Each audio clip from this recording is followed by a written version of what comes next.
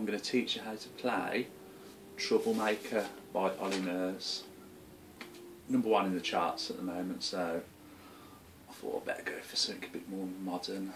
I get quite a lot of requests because a lot of the stuff I do covers a bit old fashioned, so we'll have a bash at this anyway. Okay, so quite a tricky song to play because it's all bar chords, and probably some quite tricky bar chords as well, but not too tricky, so don't worry. If you're not too hot with your bar chords, I'd still say, you know, watch the video and give it a go. You might be surprised. You might be able to pick up a few tips here. If not, you go away, learn them, and then try and come back and try again. Okay. So strumming pattern as well is quite a fast-paced kind of strumming pattern. So again, that's a bit tricky. Try to break it down a bit here. But again, you're just going to have to kind of listen to me over and over again, and also listen to the record, and hopefully it'll all fit together. Okay then, right, so we're going to start off with the first few chords. So we'll go into the verse, okay? So our first chord is a C minor, right? So imagine a B minor chord, which is on the second fret, yeah? Move that up to the third fret, should I say, not threat. So move that up to the third fret, and you've got a C minor, yeah? You had me hooked again, yeah, okay? And then we go to a G sharp, so which is an F shape moved up to the 4th fret, alright? So you get from the minute, and then you slide that G sharp down to the 3rd fret bar, okay? Down, okay, so that's a G, alright? So you go from a G sharp to the 3rd fret, a G, alright? So your first 3 chords there, a C minor on the 3rd fret, which is a B minor shape, you had me, and then you do an F shape on the 4th fret, and then move it down to the 3rd fret, alright? And then you'll go back to that C minor on the 3rd fret. Okay? And it'll sound a bit like this. You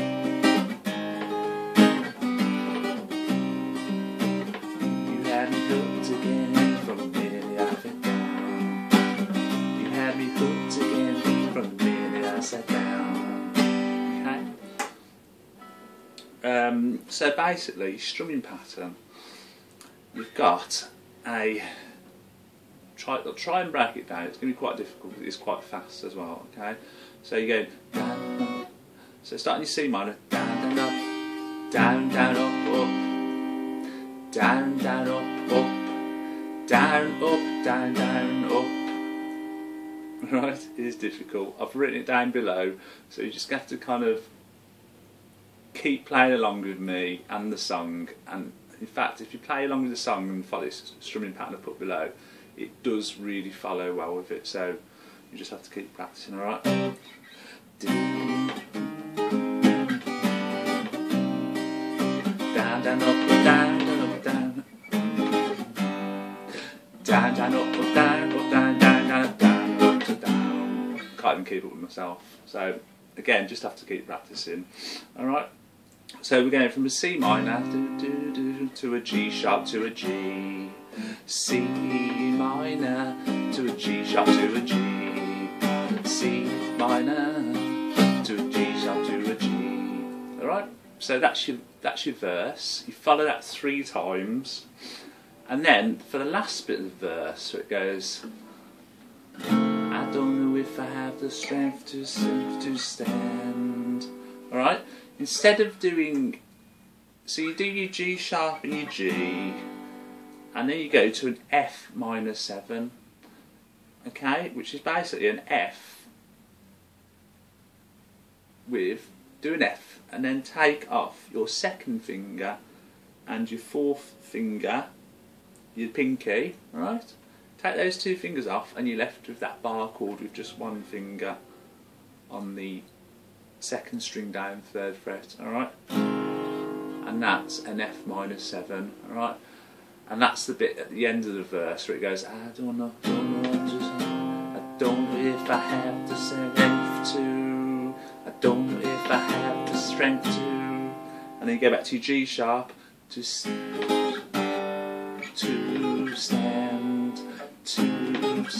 and then to your G again, alright? To stand, G sharp to G, I don't know if I have the strength to stand. Okay, so all you got to do is remember those 3 bits out at the end, but otherwise your verse is C minor to a G sharp and a G.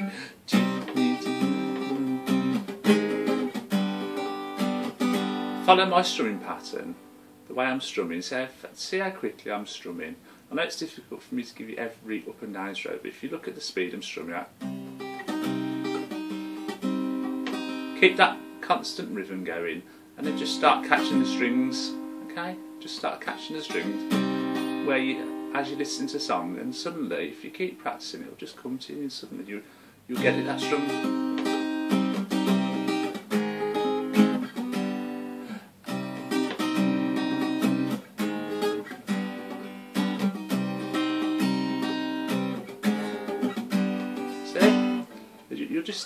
You'll just start catching the strings at the right times, and once you get that, you know, you've just got to get your ear for it, okay?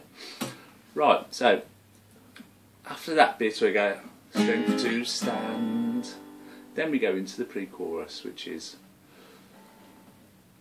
again, it's just the C minor, Troublemaker, that's middle name, G sharp to a G, C minor, G sharp to a G, Troublemaker, yeah, that's your middle name, whoa, Troublemaker, so that's middle name. Just those 3 chords, they're quite close to each other as well, so once you get the hang of them, they're quite easy to move from. C minor, G sharp, G, right? C minor, G sharp, G, 3rd fret, 4th fret, 3rd fret, alright?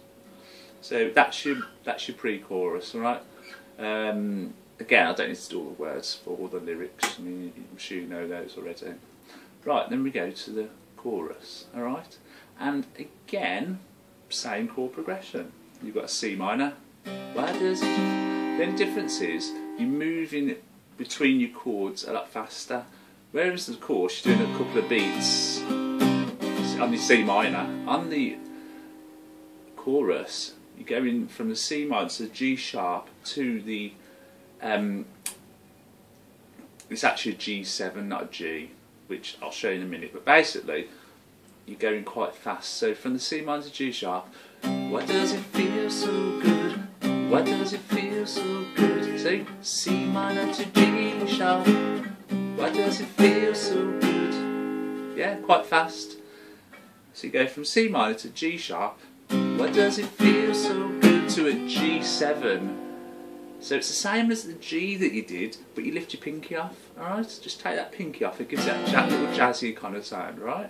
So you go from C minor to G to G7, which is just the G with the finger on the 3rd fret, with your pinky taken off, right? So that's the only difference.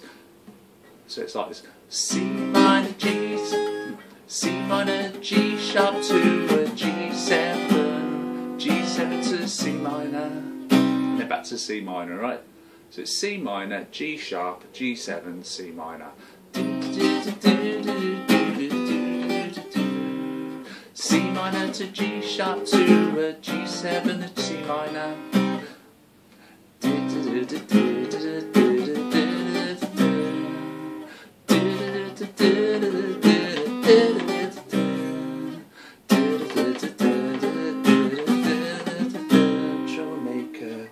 And then what you do is, when you get to the bit where it goes, I swear you're giving me a heart attack, you do, rather than going from C minor to a G sharp, which you could do, you could go, I swear you're giving me a heart attack. You could do those, that same chord progression, but it sounds better if you go from I I swear you're... So go from the C minor, and this is tricky, but once you master it, it sounds better. Right?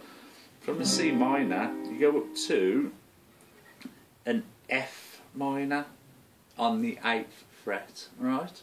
And basically, you just slide that same C minor shape up to the 8th fret, same shape there, okay? So, I swear you're giving me... See? Sounds quite good, doesn't it? I swear you're giving me... I swear you're giving me... Alright? And then from that F minor, you go to an A sharp, which is... the best way to describe it is an F. Get an F down the 1st fret and slide it up to the 6th fret, yeah? Alright? Aha. And then the next chord, it's a tricky one. Imagine a B chord, which is that tricky bar chord, yeah? Which is on the 2nd fret there. Imagine that B chord, and you slide that up to the... Oh, I thought the postman was coming in. You slide that B chord up to the 6th fret, yeah? Alright? So it goes from, let's start in C minor. So you're giving me a heart attack. C minor to F minor to A sharp to B. No, and that's it. Sorry, it's a D sharp, not B. A sharp to a D sharp, A sharp to a D sharp, C minor to... Okay, so C minor. I swear you're giving me a heart attack. I swear you're giving me a heart attack. Okay, C minor to F minor to A sharp to D sharp. Alright? If you're having trouble understanding where your fingers go, just look up on the internet where a D sharp on the 6th fret, and you'll find that the finger musicians, again, A sharp on the 6th fret, same thing, F minor on the 8th fret, yeah. Okay, so I think there's not a great deal more to it, to be honest.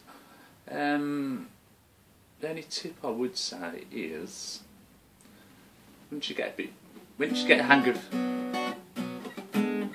hang of the old strumming, just start doing a bit of staccato. So rather than keeping your finger, see where it's ringing out.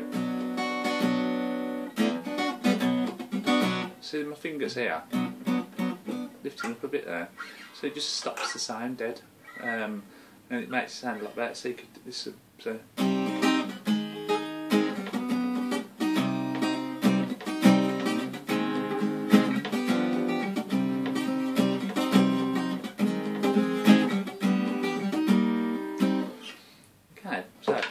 That's about it. All the chords and string pattern below. Hope you enjoyed the learning to play this song.